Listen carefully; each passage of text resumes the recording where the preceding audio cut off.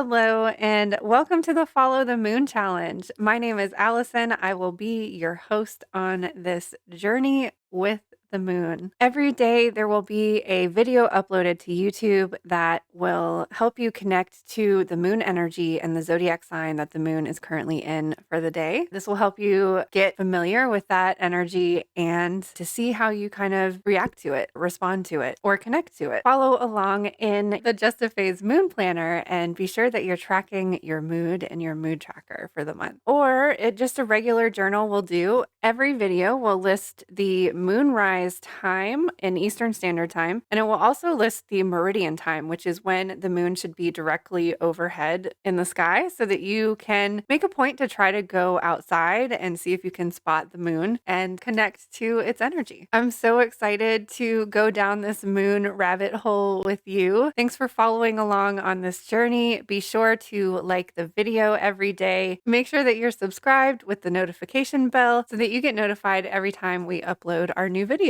Thanks for hanging out with me in Wonderland today. I hope you enjoy today's video.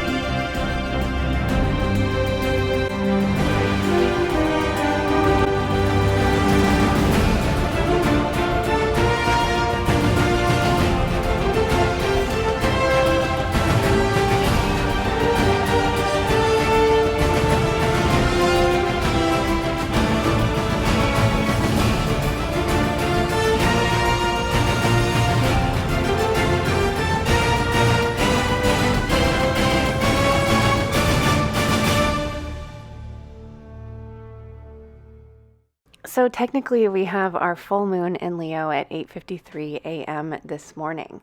However, during the day, and since the moon will not rise on the eastern horizon until 6:08 p.m., the full moon is actually on the other side of the earth. So it's still full, we just can't see it. And we won't be able to see it until it rises at 6:08 p.m. It will be directly overhead at 1:01 a.m. and then it will set tomorrow morning at 7:45. So hopefully you went outside and saw the almost full moon last night as it was still in Leo. And then this afternoon, it's going to start to transition into Virgo. So tonight, by the time we're able to see it, it will technically be a Virgo moon. We've talked a lot about Leo the last few days, and if somebody doesn't stop me talking about Leo, I could go on forever. So this transition is taking us from activating fiery, dramatic Leo to earthy, practical Virgo.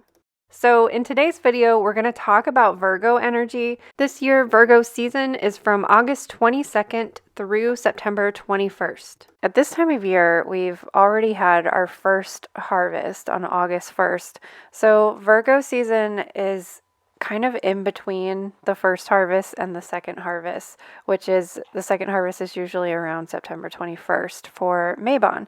So this is a time of year when traditionally you'd be harvesting your crops. You will have been preserving, canning, storing the crops as you continue to harvest them, getting ready to preserve them for the winter. In modern times, if you do not live on a farm, this is traditionally the back to school time. Your schedule is changing, you're getting organized and getting ready for school or a transition in general. We're also just getting ready for fall and the winter and colder seasons. So even if you don't have kids in school or you're not in school yourself, and even if you don't live on a farm, this is still a time of year where you feel that transition. So Virgo season immediately follows Leo season, and in a way, Virgo season is cleaning up after the party. And if you know or have a Virgo in your life, they probably will be the person that is staying after your party and helping you to clean up. So I'm going to quote Danielle Blackwood from her book, The 12 Faces of the Goddess, because I agree with what she says that the Virgo sign is one of the most misunderstood signs of the zodiac. So she says, contrary to pop astrology lore, she is neither boring nor prudish. Truth be told, the Virgo woman often has an earthy sensuality that gives Scorpio a run for its money. Part of the reason for her undeserved reputation comes from the misunderstanding of the symbol of her sign, the Virgin. When it's taken out of context from its original mythic meaning of whole unto self, the Virgin brings up visions of an inexperienced, uptight, straight-laced, and puritanical woman who is disconnected from her sexual nature. There are many virgin goddesses throughout numerous mythological traditions. Notable virgin goddesses in the Greek pantheon, Artemis, Athena, and Hestia. The main defining characteristic of the virgin goddesses is that they did not marry or have children. In the patriarchal society of ancient Greece, women were considered the property of men and were not a viable part of social life. Women's main role in life was to bear and raise their husbands' children. To be a virgin goddess, not beholden to any male authority, was to have a kind of freedom not known to most mortal women. Because they were not preoccupied with the business of procreation and marriage or the distractions of romantic love, these goddesses embodied a myriad of other attributes, such as independence, strategy, and self-governance. So, in terms of Virgo the Virgin, let's redefine the meaning of the word so it is closer in definition to its original meaning. This is not to say that Virgo women cannot have children or successful marriages, but these things are not the only way she measures success, nor are they necessarily driving forces in her life. She is her own woman, complete, self-sufficient, and autonomous.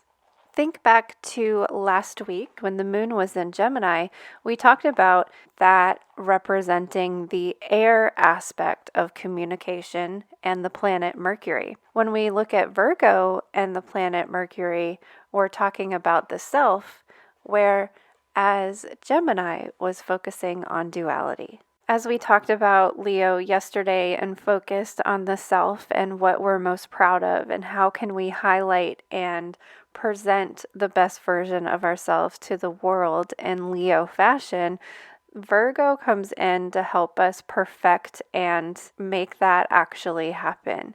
Virgo teaches us to organize our life, to perfect our skills, to fix things so that we can become the best version of ourselves. So this is what Virgo likes to do. It likes to fix things that aren't working. It likes to reorganize and restructure things that are working but just need more tweaking.